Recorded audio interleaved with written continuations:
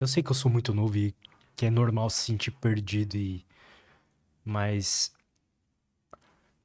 é eu sinto que essa questão da dúvida é quase que é um medo sabendo que não tem volta, sabe? Tipo assim, se você tomar uma decisão Uhum. ruim.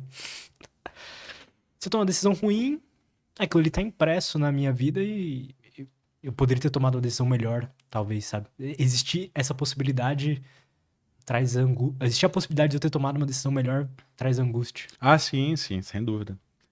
É, a coisa que... Angústia, ao contrário de ansiedade, é quando você sente um desconforto por aquilo que você não sabe o que que é, né? Essa a definição de angústia. Angústia é ansiedade sem objeto. Essa é a definição de angústia. Só que quando você tenta explicar como é que ela acontece, uma das maneiras mais eficazes de explicar a angústia veio de um filósofo chamado Kierkegaard, que era mais teólogo do que filósofo, mas ele descrevia profundamente o modo como a gente se comporta. E quando ele ia falar da angústia, ele falava assim: angústia é quando você se depara com a infinita possibilidade da vida. Por exemplo, eu poderia estar aqui no podcast, mas eu poderia também não estar. Eu poderia estar em casa dormindo. Eu poderia ter feito filosofia, mas eu poderia ter terminado. Quer dizer, eu fiz filosofia, mas eu poderia ter terminado minha faculdade de Direito. E agora eu seria um juiz ganhando 30 mil reais por mês. Eu fiz filosofia, mas eu poderia. Eu casei com a Evelyn, mas eu poderia não ter casado com a Evelyn. Aquele nosso, aquele nosso intervalo de 3 meses que a gente deu lá no início da relação poderia não ter voltado. E por aí vai. Quando você começa a pensar nas infinitas possibilidades da vida, aí você percebe o quanto a sua vida agora é instável, insegura, é, poderia ser, mas poderia não ser. E isso vai te causando um profundo desconforto. Essa é a angústia. Você não sabe exatamente o que que é, mas o vislumbre da infinita possibilidade te causa isso. Tem como diminuir isso, cara? É Tem, cara. horrível sentir essa angústia. É horrível pra cacete. E sabe o que que alimenta Põe um pouquinho isso? mais perto só o microfone. E sabe o que que alimenta isso? Eu sempre bato na mesma tecla, assim, que é a nossa época, ela é a época do indivíduo, né? Não é a última década, os últimos 20 anos. É a modernidade, se caracteriza por ser a época do indivíduo. Em que sentido a época do indivíduo? Quando a gente vai mapear a modernidade em história, a gente sempre contrapõe com o período anterior. O período anterior era o período em que predominava um certo... A gente está falando de Ocidente, né? Europa e tudo aquilo que a Europa conquistou. O período anterior à modernidade é o período da nobreza, é o período do clero, é o período da Igreja Católica, é o período em que o centro de referência era a família e comunidade. Você é você, de acordo com a família em que você nasce, de acordo com a comunidade em que você nasce. Se você é sapateiro, se seu pai é sapateiro, você vai ser sapateiro. Se você é nobre, se seu pai é nobre, você vai ser nobre. E por aí vai. O seu destino está determinado, localizado de acordo com o seu grupo. Esse é o contexto pré-moderno. O contexto moderno é o contexto de ascensão de outro tipo de classe, a classe dos comerciantes, que a gente conhece mais hoje por burguesia, mas é a classe dos comerciantes, que somos nós, todos nós somos em alguma medida burgueses nesse sentido, não no sentido marxista, de dono dos meios de produção, não, mas de comerciante. Aham. E o que é um burguês? Um burguês é aquele que não tem pedigree. É aquele que faz o seu império, mesmo não vindo de família de sangue azul. Esse é o burguês. E qual que é o tipo de mentalidade, para não dizer ideologia, que casa perfeitamente com essa figura? A mentalidade de que eu posso, eu sou, e independentemente de onde eu venho, eu posso ser qualquer coisa. É esse tipo de mentalidade que é a mentalidade moderna, que é a nossa, em certa medida. Eu e você achamos que nós podemos ser qualquer coisa. Isso não aconteceria se nós tivéssemos nascido há 300 anos. Não aconteceria. Será, cara? Não aconteceria. Você seria o que seus pais foram. E estava tudo certo. Essas seriam as expectativas da sua vida. Não teria crise existencial, porque você nasceu na nobreza e queria casar com uma plebeia, como tem filme retratando, né? Esses filmes retratam, mas você já ouviu aquela história, né? O filme retrata muito mais da época em que ele é feito do que da época sobre a qual ele se refere. Tipo 300 de Esparta, né? Que é uma ficção completa. Mas é feito para ser ficção. Ele não é um documentário sobre os espartanos. Ele traz um ideal de masculinidade nossa. E por aí vai. O filme é muito mais sobre a época em que ele é feito do que a época sobre a qual ele se refere. Então, esses casos que a gente vê de que o príncipe se apaixonava pela plebeia, isso é um caso moderno. Essa ânsia de querer sair do lugar que você tá para ir para outro é uma ânsia moderna. A gente é incentivado a isso o tempo inteiro. Porque, de fato, hoje a gente vive numa realidade que isso pode acontecer. Tem muito mais mobilidade social hoje do que jamais houve na história humana, na nossa época. Isso incentiva a gente a querer ser o que quiser. Mas também tem um discurso que alimenta isso o tempo inteiro. Você só vai ser feliz quando você souber quem você individualmente. Isso alimenta a gente. Isso que é a mentalidade moderna. Isso é bom, porque isso incentiva a liberdade. É bom. E a liberdade é um dos valores fundamentais do nosso tempo. Nem sempre foi. A liberdade individual. Mas isso é ruim porque... Sabe aquela música do Só Pra Contrariar? O que eu vou fazer com essa tal liberdade? Não. O que eu vou fazer com essa tal liberdade? É uma música de romance, assim, que o cara tá dizendo que ele acabou de romper com a mulher e ele tá livre agora, mas ele não queria estar livre, ele queria estar com ela. O que eu vou fazer com essa tal liberdade é um pouco a angústia que a gente sente no mundo contemporâneo, assim. A gente pode ser qualquer coisa, né? E a gente acha que isso é libertador, porque esse foi o produto vendido pra gente.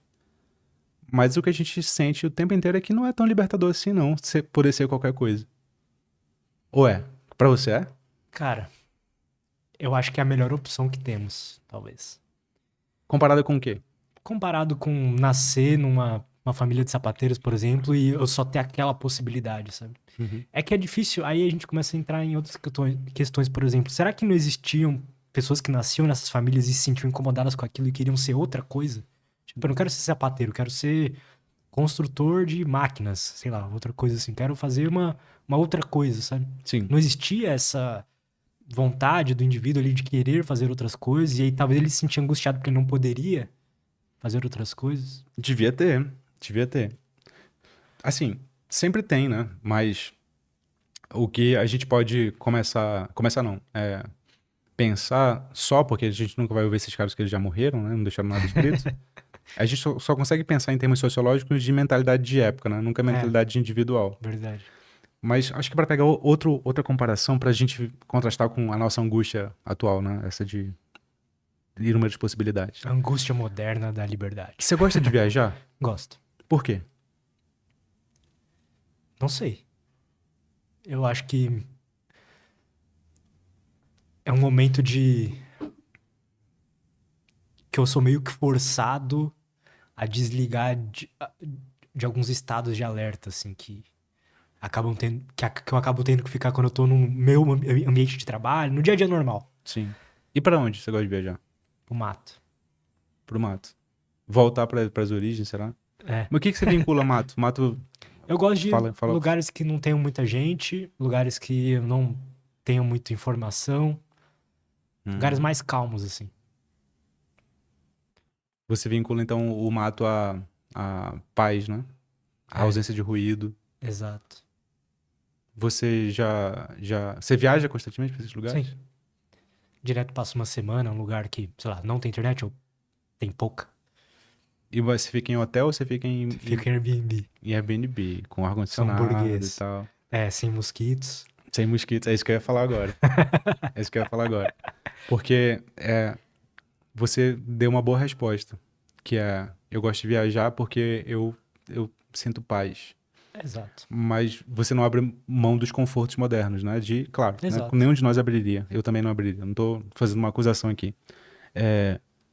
Eu queria levar a reflexão nesse sentido, assim. A gente gosta muito mais da ideia do que do fato.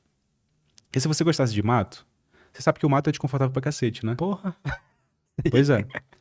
A gente gosta do mato e entre nós e o mato, um vidro e dentro desse ambiente de vidro, um ar-condicionado. É disso que a gente gosta. Eu gosto de ter poder sobre o mato. Exato. A gente gosta da ideia do mato. A gente não gosta do mato. Alguma outra pessoa me responderia assim, se eu perguntasse se ela gosta de viajar. Eu gosto de viajar. Por quê? Porque eu gosto de conhecer culturas diferentes. E eu sempre tenho um pé atrás com quem responde. Eu gosto de conhecer culturas diferentes. Falei, beleza, então quanto tempo você passa lá? Ah, eu passo uma semana. E você conhece o quê? Os pontos turísticos. Eu fico pensando, você sabe que dá pra conhecer os pontos turísticos pelo Google, né? Por que você não conhece pelo Google? Não, porque ir lá é outra coisa. Tá. É outra coisa por quê? O que você conheceu lá que você não conheceria aqui? E a pessoa não sabe responder. Ela não sabe responder, porque não tem absolutamente nada que ela possa fazer lá que ela não pode fazer na internet também. É puro e simples imaginário. Está lá, é uma ideia que ela comprou desde sempre, porque aquilo vai fornecer uma experiência. E essa palavra é muito moderna também. Experiência. A gente atrela muito a boa vida à ideia de experiência. Cara, até veio uma amiga minha, Jéssica, neurocientista, ela estuda comportamento financeiro, né? Sim. E aí eu cheguei à conclusão, tá, e aí, dinheiro traz felicidade ou não? Ela falou, quando usado pra comprar materiais, matérias, assim, objetos e tudo mais, não. Mas quando é usado pra comprar experiências, sim. Aí eu, agora que você me falou, eu falo, cara, mas o que que são experiências, né? Cara, você sabe que Como assim experiências? Agora eu vou ter que perguntar isso pra ela. esses estudos de neurociência sobre felicidade são uma das coisas mais problemáticas que existe na neurociência, né? Que os neurocientistas Sério, não cara? conseguem desdobrar. Porque, Eu primeiro, acho que eu discordo de você, vamos ver. primeiro que eles nunca conseguem definir que negócio é esse. E eles sempre definem de modo Bem-estar subjetivo. muito subjetivo, exatamente. Chama bem-estar E assim, subjetivo. se o neurocientista é honesto, ele começa a explicação dele falando assim: primeiro de tudo, isso depende de cultura para cultura, se ele é honesto. Porque todos os estudos que eles mostram são estudos muito localizados, muito localizados.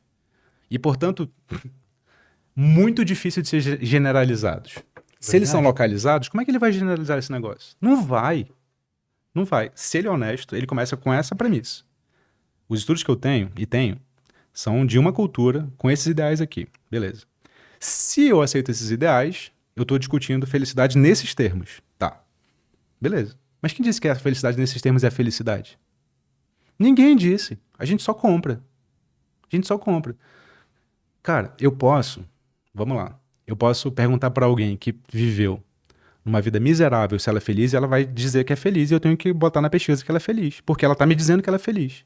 Mas eu tô vendo objetivamente que a vida dela tem carências, que ela sofreu abusos, que não sei o que, entende? Tem vários elementos que não são subjetivos que dá pra gente analisar se a vida de alguém é aquilo que ela diz ou não. Só que, para efeito dessa pesquisa, eu só conto com declaração individual. Isso é extremamente problemático. É por isso que não dá para ser de outro modo também, né? Porque se eu for de outro modo, eu tenho que já ir para sociologia, antropologia e filosofia.